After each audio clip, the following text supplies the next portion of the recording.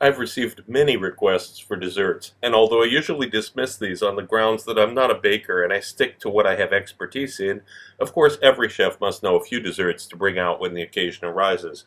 In honor of Halloween today, here's my Death by Chocolate dark, very dark, gooey cakes that are so rich they'll become your new benchmark for what chocolate cake really means.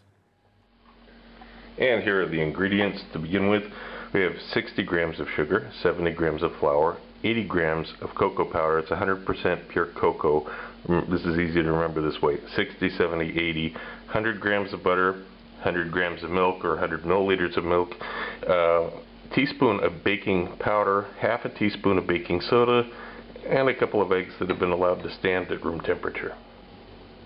I've put the butter and the sugar in here with the paddle attachment. I'm going to add just a little bit of salt, maybe a quarter teaspoon, something like that.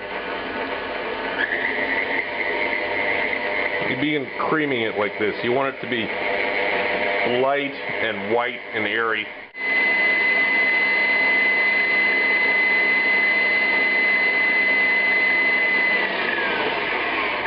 I'm going to slow it down there. Add the eggs, baking soda and baking powder. You're going to run it with the paddle just a little bit more slowly to incorporate these. I'm going to scrape down the sides a little bit here too. Make sure that it actually is incorporating.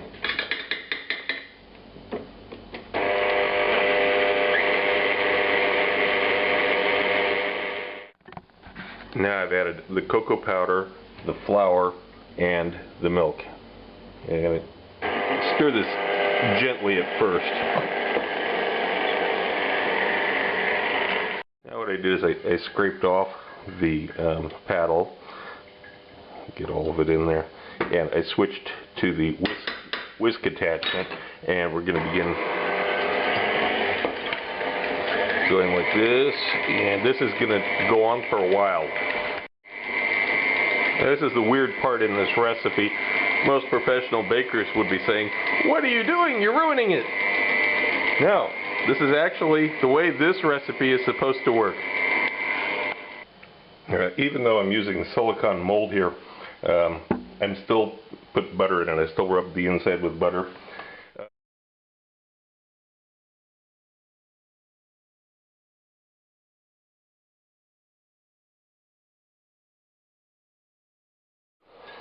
Again, you don't have to. It's still very, very good after, with nothing at all in it, just with this. So, put a little bit down. Add the candy if you're going to. Cover it with a little bit more. And repeat the process on the other ones, of course. And if you did everything right, you have enough to for 5 of these at this size. And don't worry about the tops being uneven, because as soon as it hits the warm oven, this will melt a little bit and it'll all even out anyway.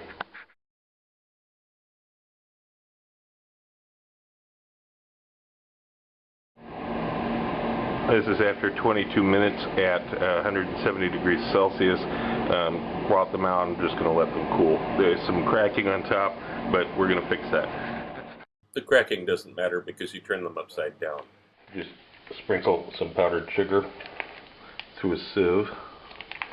Of course, flip it over so that you're looking at the other side, and then that covers any mistakes. You can also use a stencil.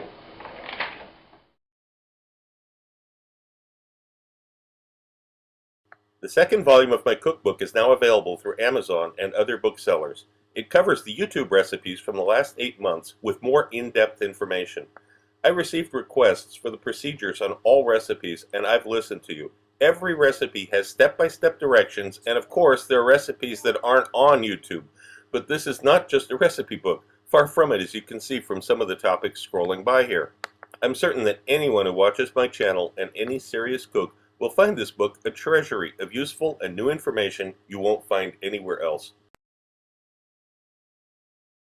If you want to know more about my adventures as a chef around the world and have some great laughs along the way, be sure to check out the video tour of my book, 40 Years in One Night. It's up on YouTube right now. Click the link.